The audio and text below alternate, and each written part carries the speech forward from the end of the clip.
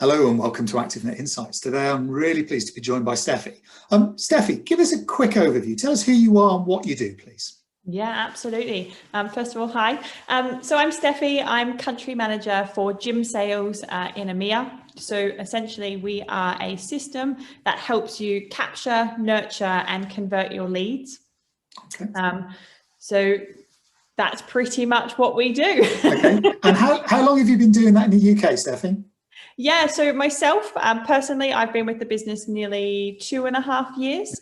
The business itself is now 9 years old. Right. And originally we started in Australia and we have then grown throughout the globe. So quite big in the APAC and US regions and obviously growing here in Europe region.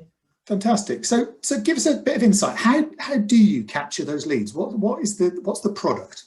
Yeah, absolutely. So we can capture your leads digitally. So whether they come in from your website, Facebook, Instagram, pretty much any digital platform. And then we also give the teams the ability to help capture those leads on the ground as well. So, you know, we give them an iPad, like an app that sits on an iPad to be able to capture those leads. Because, you know, the biggest thing we find with some of our clients is they say, their team is getting their leads through Post-it notes or even good old data capture, how we shouldn't be capturing it that way these days.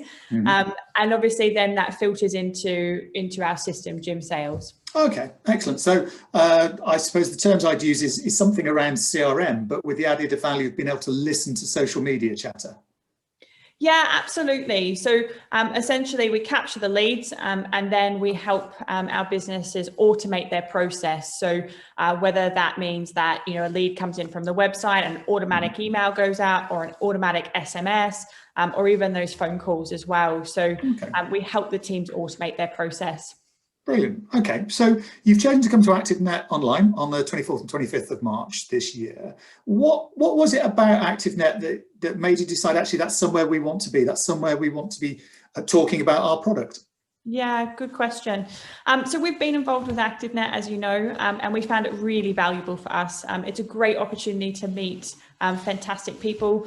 You know, we're all in the same industry. They're all like-minded people. And it's also a great opportunity to get in front of decision makers. So the ability to sit down and have good conversations with these people. And, you know, those ones that you might not necessarily get to have those meetings with, you're still networking with, you know, in other opportunities as well.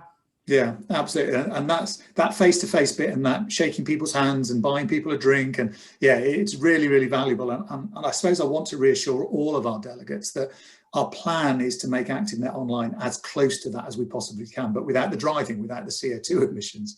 So we can have lots of open networking slots where you'll be able to catch up with people, etc. So, you know, we're going to try really hard to keep that flavour and that culture that we've created with ActiveNet. So thanks for the compliments about ActiveNet. That's really nice to hear. The bit I'm really interested in, though, is what sort of things are you going to be talking to our buyers, our operators about? How are you going to help them not only recover, but actually keep taking strides forward in what we do in creating active communities? Yeah. I think, you know, the last year it's really taught us a lot over the last 12 months. And, you know, for us personally, we've probably been the busiest we've ever been because businesses are actually using this opportunity to really reevaluate, you know, how they do things. And also it's been a great chance for, you know, to obviously look at the way that their business is doing it and how to actually increase productivity, how to look at their return on investment.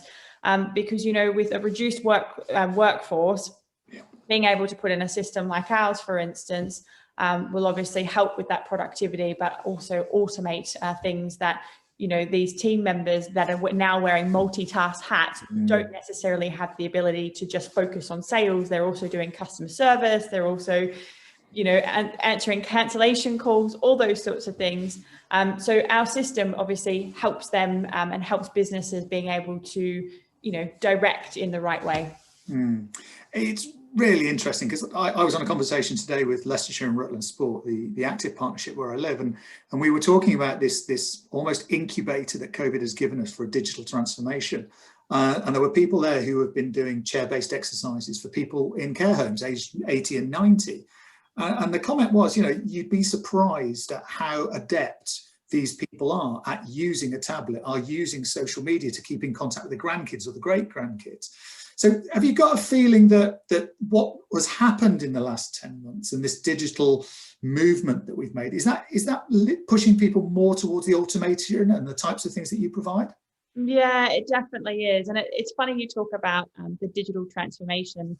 I think we've seen that across all, all part of the industries, but in particular, the fitness industry.